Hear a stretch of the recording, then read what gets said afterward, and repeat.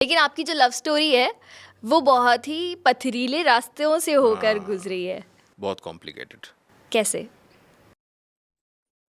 मेरे को बहुत सर रो मत पड़ना। नहीं बस। रो नहीं पड़ा। कई बार क्या होता है, आप जैसे मुंह से आप कोई चीज़ बोलते हो ना, कई बार मुझे लगता है वो सच हो जाती है। तो पहले मेरे लाइफ में इतने ब्रेकअप हो गए थे लाइफ में, मुझे लगा था कुछ मिलेगा नहीं। बट मैंने एक बार ऐसे बोला था कि जिस लड़की से शादी करूँगा उसका नाम ए से होगा, उसकी नाक लंबी होगी और MET से पढ़ी होगी, ऐसे 3A।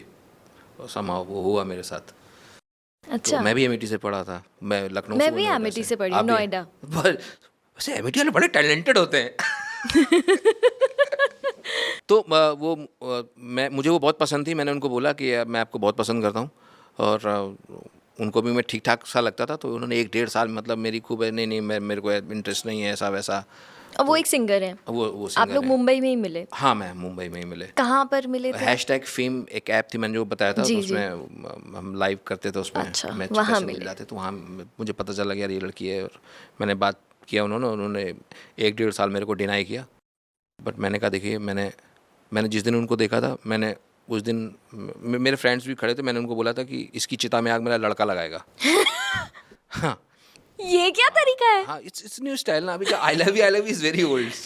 गॉड। सच में, ये सच है बिल्कुल। जिनके सामने कहा वो भी सुनेंगे।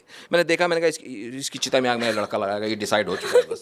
यार। तो मैंने कहा कि मैंने कहा आपको मैं पसंद करता हूँ। तो उन्होंने कहा नहीं वैसा कोई इंटरेस्ट नहीं है मेरे को, बस आप अच्छे हैं, इट्स वेरी गुड। बट मैंने कहा बस। इसने मना नहीं किया मेरे को, इसने मेरे को मारा नहीं।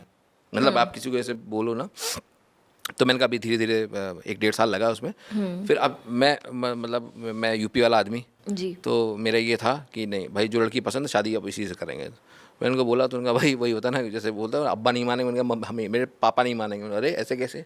तो बस वो डिनाई करते रहे। मैंने कहा सर मैंने डिसाइड कर लिया है कि मेरे को शादी करनी है। और बहुत दिक्कतें आई, वो मान ही नहीं रहते। अब घर वाले बोल रहे हैं बेटा शादी कर लो, वरना उम्र निकल जाएगी। आपने अपने घर पे बता दिया था? हाँ, मैंने अपने घर में बता दिया था। अच्छा। बट क्योंकि मैं नए ज़माने के होने का मैंने वो नहीं उठाया।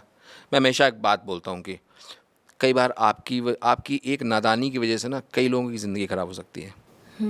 जहाँ से आती हूँ वो बरेली वो जगह है। अच्छा। तो मैंने कहा कि अगर मैं बाई चांस, अगर मैं इनसे, जैसे जनरल लोग क्या करते हैं, अब हम मुंबई रहते हैं, हम ये कल्चर हम अडॉप्ट कर चुके हैं, लोगों को भी कोई दिक्कत नहीं है, बालिग हैं, पैसा कमाते हैं, अच्छा शादी कर सकते हैं। बट मैंने कहा अगर हम शादी कर लेते हैं तो छोटे शहर में जिनको पता होगा कि भाई वो सिंह साहब की जो बेटी थी ना, वो जो छोटी वाली थी, वो जो मुंबई गई थी, वहीं तो सिंगर बन गई थी वहाँ पर। वो क्या हुआ, अरे उसने तो वहाँ ना लव मैरिज कर ली।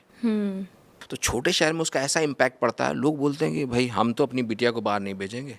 तो मेरी अपनी, आप being a public figure, social आप हो, तो आपको ये भी ध्यान रखना पड़ता है कि आपकी वजह से कभी किसी का नुकसान ना हो जाए। तो मतलब मैंने कहा था वो मेरी शादी मैं तभी करूँगा जब वो प्रॉपर्ली तैयार होंगे। 7 साल बाद वो तैयार हुए। पर वो तैयार क्यों नहीं हो रहे थे? उनको लग रहा था कि मतलब जनरली क्या था, आर्टिस्ट को लोग ऐसे निगेटिव चीज़ होती है ना, आप कभी भी देखो, आप नफरत बहुत तेज़ी से फैलती है, प्यार बड़ा धीमे धीमे फैलता है।